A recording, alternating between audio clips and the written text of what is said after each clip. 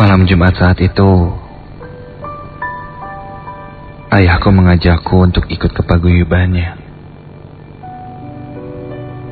Aku yang sedang santai menonton DVD terpaksa ikut. Padahal aku sudah menolak. Namun ayah memaksaku. Ya, aku tidak bisa bicara apa-apa lagi. Dengan mobil kami berangkat. Ayahku memang salah satu orang yang aktif di paguyuban itu. Katanya, aku akan dikenalkan pada teman-teman ayahku. Sekitar 1,5 jam perjalanan, akhirnya jam 7 malam kami sampai. Sebuah tempat yang cukup besar menyambutku. Setelah dikenalkan pada teman-teman ayahku, aku pun ikut mengobrol. Cukup lama di sana. Sampai akhirnya aku pun memilih untuk berjalan-jalan keluar. Malas banget sih ini.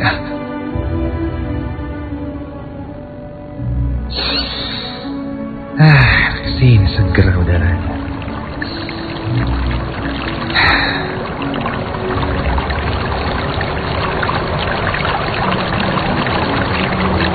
Terdengar suara air dari kejauhan. Aku coba dekati dan ternyata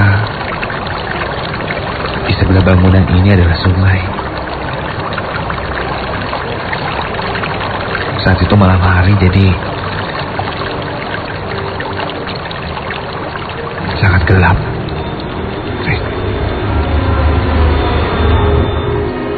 Serem banget nih. Kalau siang aja, kayaknya bagus nih air. Ojekku sendiri. Tak jauh, terlihat ada sebuah saung.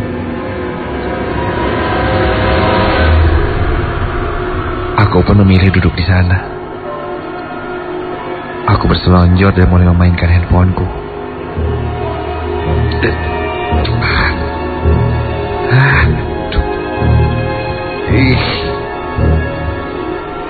Susah banget ini. Mana ya? Nah, aduh. Sampai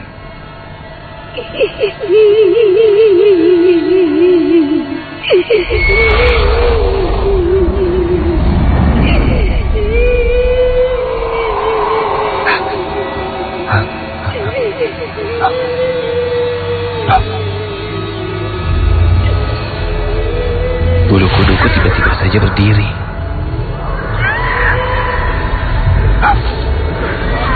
Suara anak kecil. Dari mana coba? Ada suara anak kecil. Aku coba menengok ke belakang.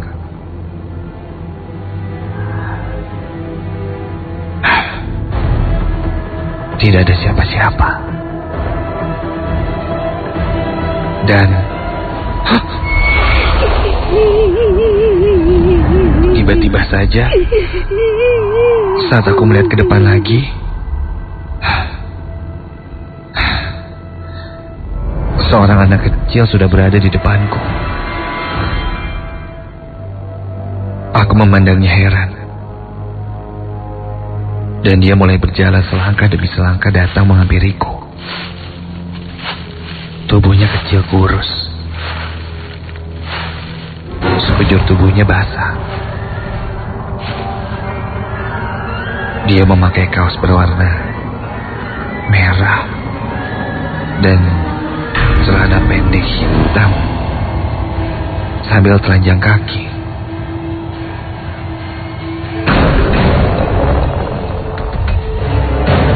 Matanya sayu Rambutnya yang sedikit itu jatuh membasahi keningnya. Dan giginya menggigil. Sambil menangis, dia berjalan. Kedua tangannya saling menggenggam di depan dadanya.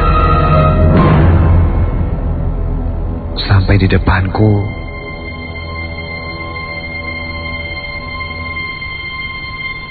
badannya sedikit membungkuk. Lalu, dia berkata sesuatu kepadaku. Dingin, Aku lantas melihat jam yang menunjukkan pukul 10 malam lebih. Anak kecil jam segini masih aja ngemis ya. Pikirku seperti itu. Lalu aku membuka tasku dan menawarinya makanan. Nih, kamu mau roti nggak? Makan aja nih buat kamu. Ini ambil. Ini roti buat kamu, ambil aja.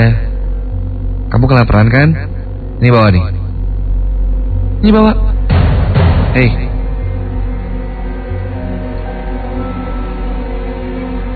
Dia hanya memandangiku. Lalu, ia menggelengkan kepalanya. Dingin,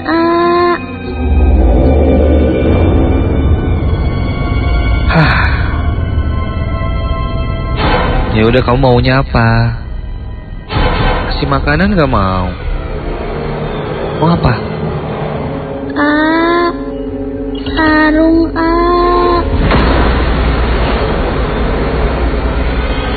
Sarung? Mana ada sarung?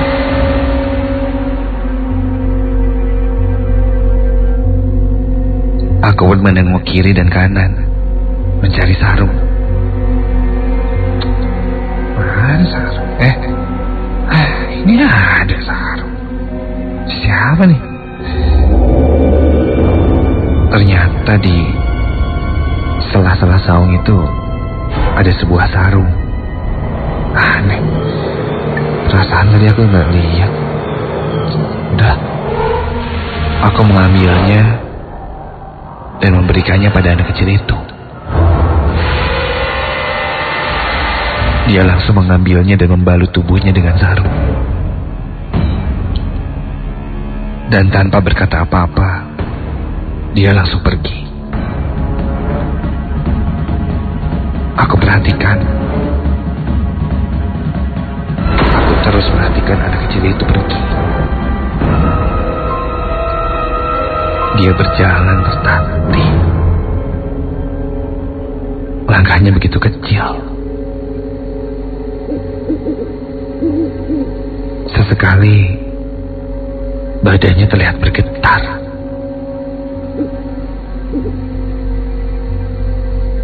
Apa sih dia?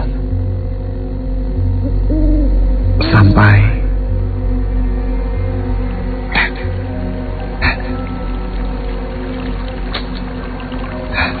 aneh. Anak kecil itu berhenti berjalan.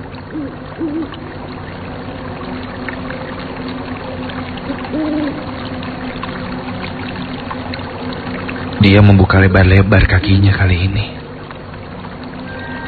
Dan badannya mulai membungkuk. Pelan. Semakin pelan. Hingga kepalanya terlihat di antara kakinya yang berdiri. Dan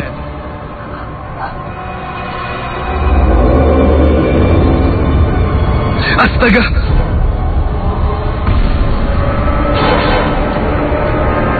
Terlihat matanya kini berubah menjadi merah menyala dan mulutnya menganga. Dari dalam mulutnya keluar sebuah asap hitam. Dan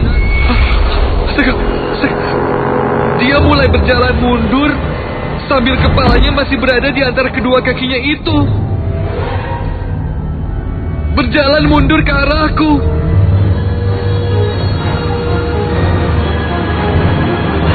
Aku langsung bangkit dan berlari. Sekuat tenaga aku berlari menuju ke aula tempat ayahku berada. Tolong! Tolong, ya, tolong ya. Ada hantu anak kecil. Teriakanku memecah suasana. Ayahku dan teman-temannya yang langsung bertanya ada apa, langsung menyambutku histeris. Aku pun menceritakan kejadian yang aku alami tadi.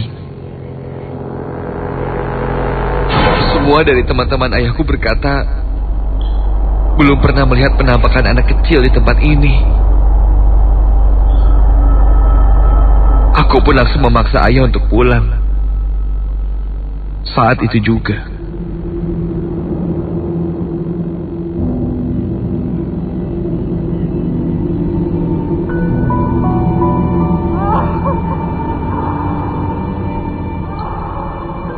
esok harinya, setelah sampai di rumah, aku pun terbangun dengan kepala yang pening. Semalam aku pun merasa seperti bermimpi didatangi yang semalam aku lihat. Anak kecil itu. Dan berkata hal yang sama. Dingin dingin Aku merinding ngeri. Ketika keluar kamar, ayahku langsung memanggilku. Katanya ia mendapat telepon dari temannya yang berada di paguyuban, bahwa pagi tadi di sekitar paguyuban itu, di sungai di dekat paguyuban itu,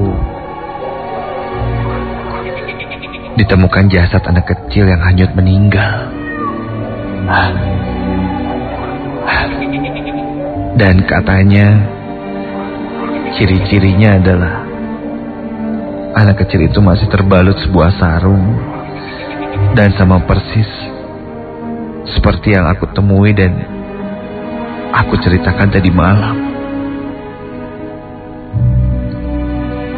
Katanya anak kecil itu terjatuh masuk ke dalam air yang sedang deras.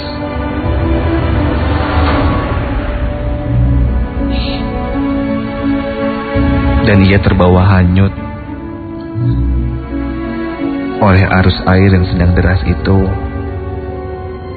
sampai akhirnya meninggal dunia.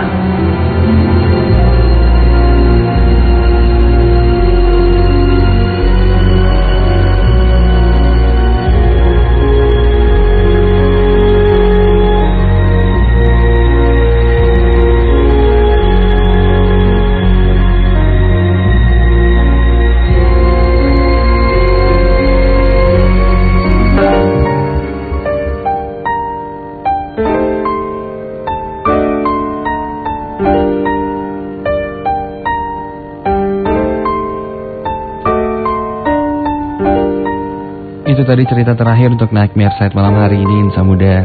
3 cerita sudah kamu dengarkan.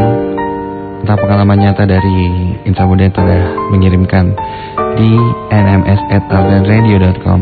Salah satunya juga tadi sudah dibacakan live ya dari studio Cipaganti 159. Buat kamu yang ingin mengirimkan cerita, kamu bisa kirimkan via email di nms huruf N, M dan S, nms@ardenradio.com.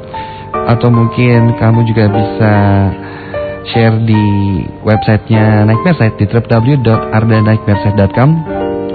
Boleh juga Insan Muda follow Twitternya @nightmareside_.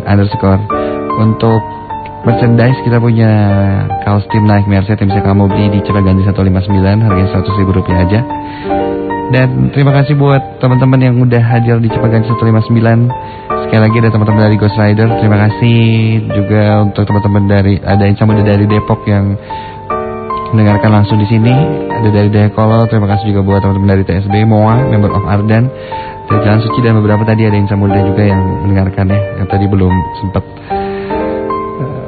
ketemu di awal ya. Boleh Insan Muda, mungkin kita ketemu lagi minggu depan di Nightmare Side-nya. Mereka memang hadir di sekitar kita dan mereka memang ada di sekitar kita.